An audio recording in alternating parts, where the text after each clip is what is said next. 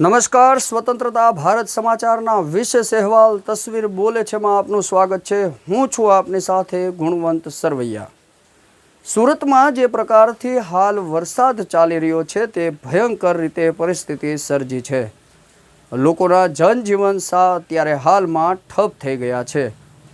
ત્યારે આવી પરિસ્થિતિમાં પણ બાહુબલી 3નું શૂટિંગ જાણે ચાલતું હોય તેમ એક યુવાન રોડ પર વિડીયો બનાવી રહ્યો છે। આ વિડીયો જોતા આપને લાગશે કે બાહુબલી 3નું શૂટિંગ ચાલી રહ્યું છે।